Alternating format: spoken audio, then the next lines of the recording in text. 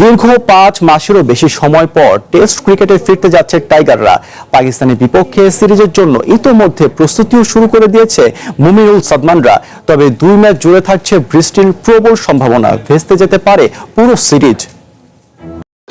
ভবিষ্যৎ হোক নিরাপদ, বিনিয়োগ হোক বিশ্বস্ত, আর আমার পছন্দ সল্ট বে। ওয়েলকাম টু সল্ট বে। নিউজিল্যান্ড সিরিজ শেষেই ঢাকায় এসে পৌঁছেছে পাকিস্তান ক্রিকেট দল। 2 ম্যাচের টেস্ট সিরিজ খেলতে 2 ধাপে বাংলাদেশে আসছে বাবর আফ্রিদিরা। সিরিজকে সামনে রেখে ইতিমধ্যে প্রস্তুতি শুরু করে দিয়েছে টাইগাররা।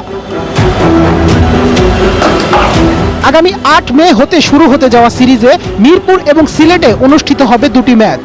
আইসিসি টেস্ট চ্যাম্পিয়নশিপের অংশ হিসেবে ম্যাচ দুটিকে সর্বোচ্চ গুরুত্ব দিচ্ছে বিসিবি। তবে বৈশাখের এই সময় প্রাকৃতিক দুর্যোগের দিকেও বাড়তি নজর রাখতে হবে দর্শক থেকে শুরু করে পুরো ক্রিকেট বোর্ডকে। ইতিমধ্যেই সদ্য সমাপ্ত নিউজিল্যান্ড সিরিজেও দেখা গেছে বৃষ্টির বাধা। 8 থেকে 12 তারিখ অবধি ঢাকা টেস্টের আবহাওয়ার দিকে তাকালে দেখা যাচ্ছে প্রথম 3 দিন 8, 9, 10 তারিখে বৃষ্টির প্রভাব কিছুটা কম থাকলেও শেষ 2 দিন 11 এবং 12 তারিখে থাকছে ভারী বৃষ্টির পূর্বাভাস। আর এমনটা হলে ম্যাচের ফলাফলেও পড়তে পারে প্রভাব। ঢাকা টেস্ট শেষ করে 2 দল যাবে সিলেটে সিরিজের দ্বিতীয় টেস্ট খেলতে।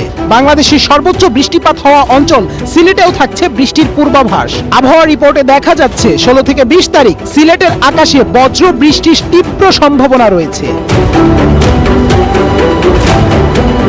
দীর্ঘ 5 মাস পর আবারও আন্তর্জাতিক টেস্ট ম্যাচে ফিরতে যাচ্ছে টাইগাররা। তবে সূচি অনুযায়ী সময়টা যে বড্ড বেমানান তা আর বলে দেওয়া লাগছে না। পাকিস্তান সিরিজে মাঠের ক্রিকেটের পাশাপাশি 2 দলকেই মানসিকভাবে প্রস্তুত থাকতে হতে পারে আবহাওয়ার পরিস্থিতির উপর। Tasnim Ahmed Arnab, one sports desk.